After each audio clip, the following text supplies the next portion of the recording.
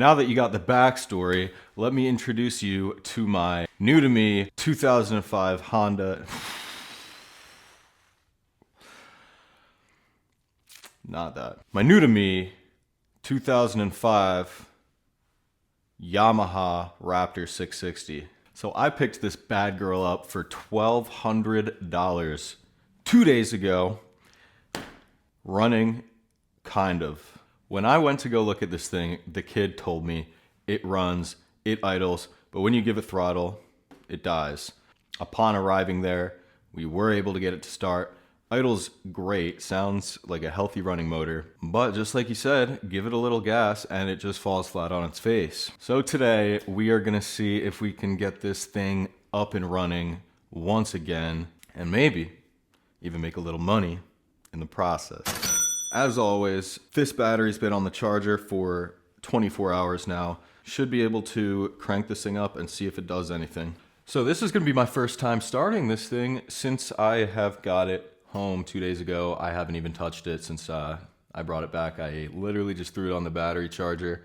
Let's see if we can make her make a little noise. You know what I mean? We'll try no choke first. Make sure the fuel's on.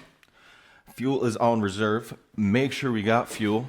Always more important. Smells like some old gas, but there's enough fuel to cover the reserve. No choke. Let's see what she does.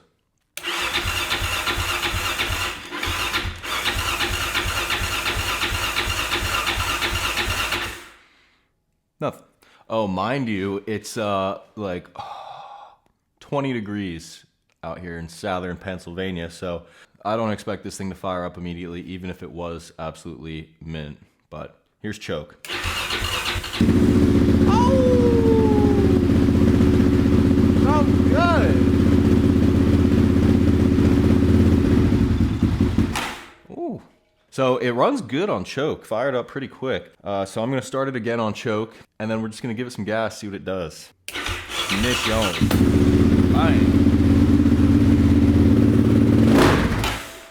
Wow. So yeah, this thing just dies right away. Let's see if we can get it to rev at all.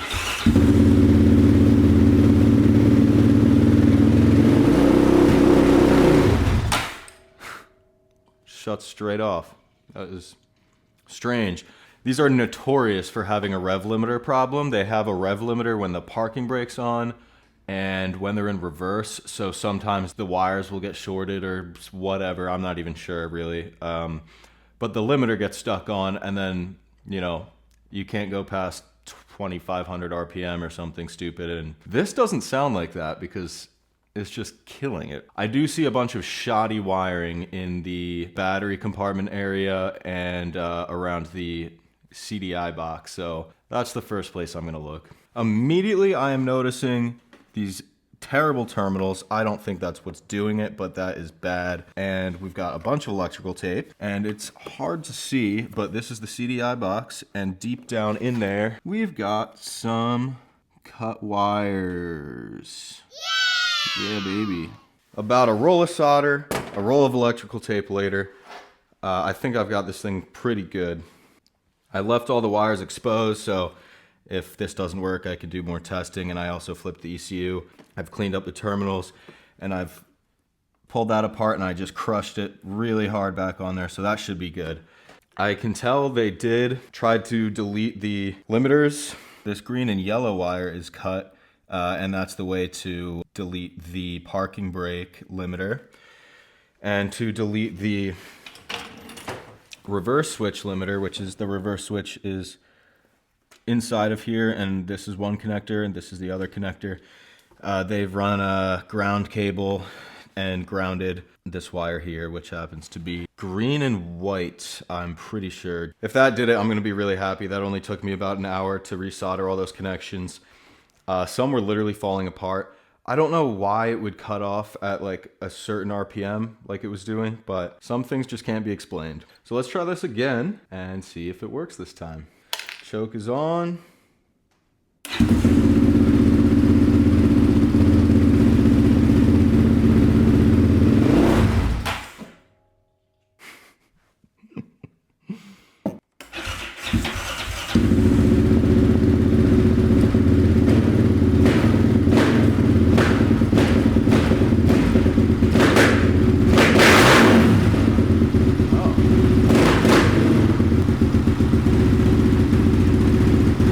Well, it's revving now.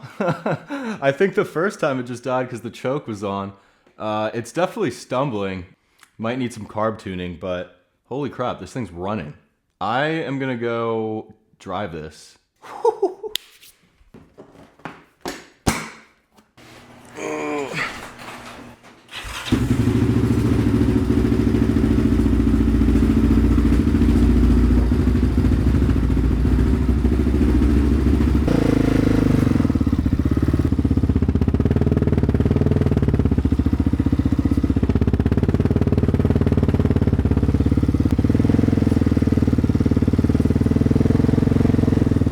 That was great. That front right tire is completely flat, so I didn't do anything crazy, but I also don't really know how the oil or coolant or any of the other fluids are in this thing, so I didn't rip it or anything like that.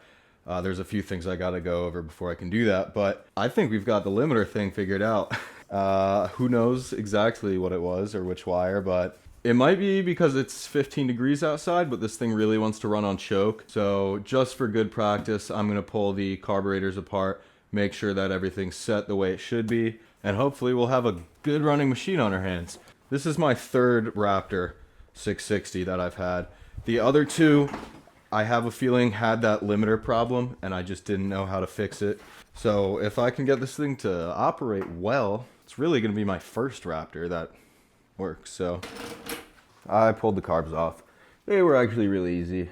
I'm gonna pull these things apart, see if there's anything that's clogged, and if there isn't, I'm probably just gonna drill these jets a little bigger. All right, I finally have these carbs relatively clean and back together. I think the pintle valves might have been a little clogged up. Hopefully that makes a difference. I guess there's one way to tell.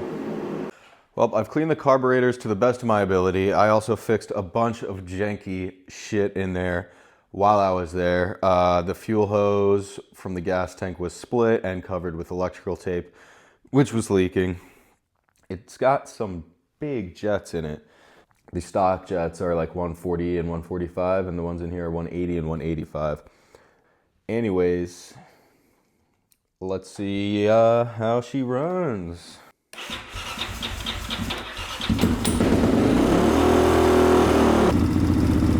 That's kind of good. Okay.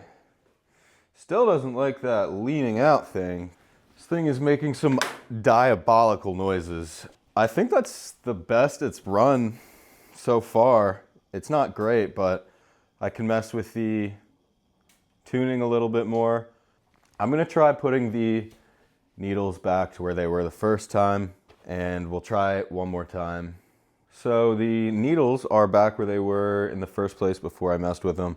Which is the second to highest clip position, which is the second to leanest position. So I was thinking it was already running lean, but sometimes it's hard to tell. So let's see if that made any difference. See if it starts with no choke first. That's a first. That's a first. All right, let's give it a choke.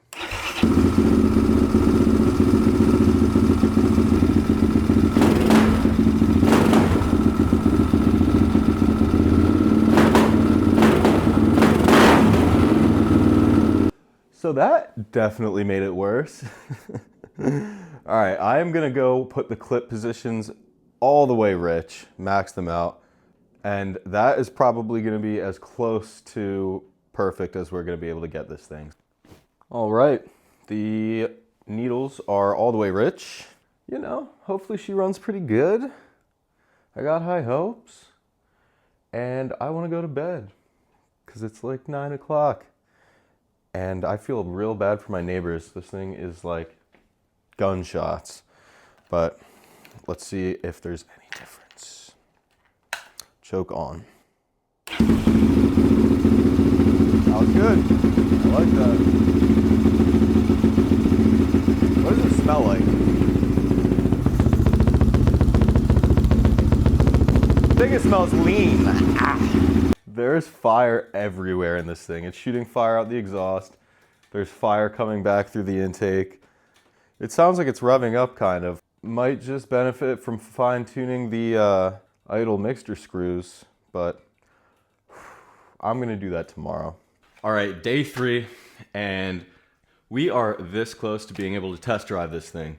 I have the rubber boots for the carburetor to the intake filter inside drying.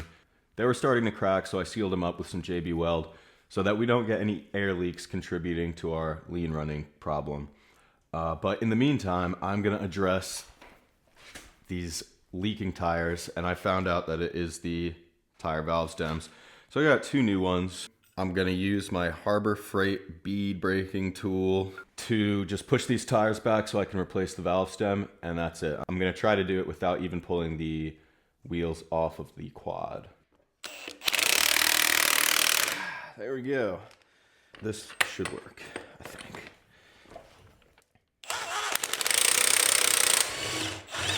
What a beaut. Oh, there's that gross slime stuff in there, so that's really nice.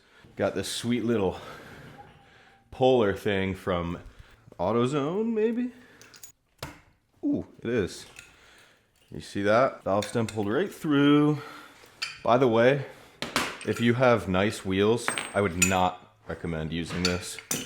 This thing gouges the shit out of aluminum wheels, as you can see, but it does work. All right, this is the moment I have been waiting for. I finally have this thing pretty much put back together.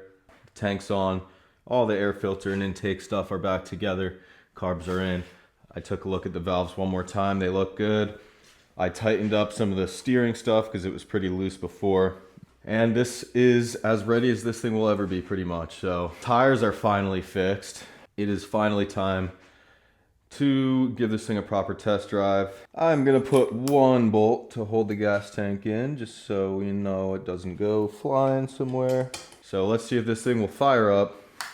Ignition, choke is on.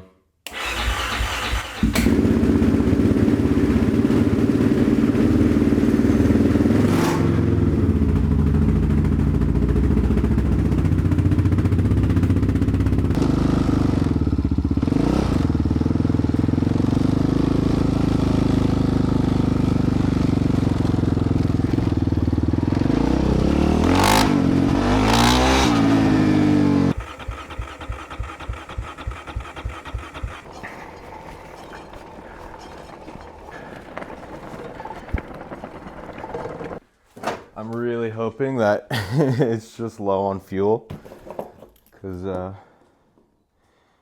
yeah, I mean, it's not too low. It should be able to get fuel through the reserve. Here we go. Let's see if it'll fire up on starting fluid. It freaking ripped though for a second.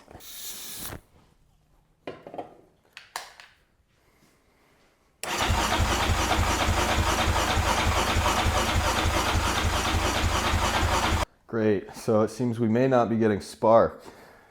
I just took the gas tank off and the ignition wire is not even on. Oh my God, I hope that's all it is. All right, let's see.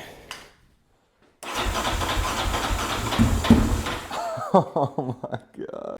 I haven't even touched that thing the entire time. I wonder if that was like part of our problem in the beginning, but let's give this another shot.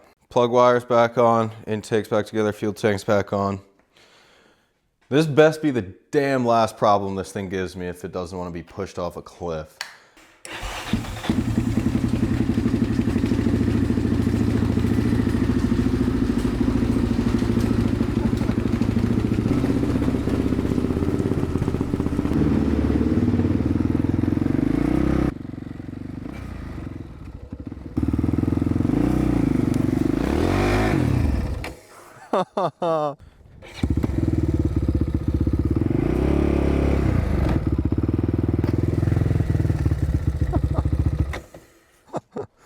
Man.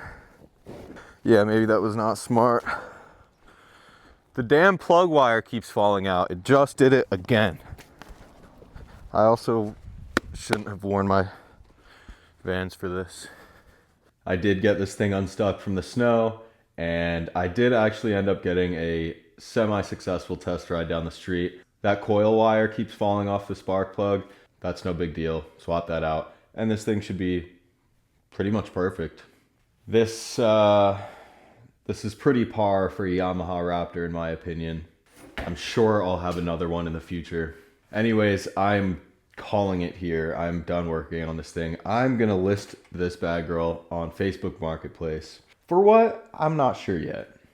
If you want to know, and if you want to see what I sell it for, follow me on TikTok at Curbweight. I will post the results there. But otherwise, I'm through. It's single digits out. My hands are about to fall off. I really hope you appreciated this video because it was a pain in my ass to make, to say the least.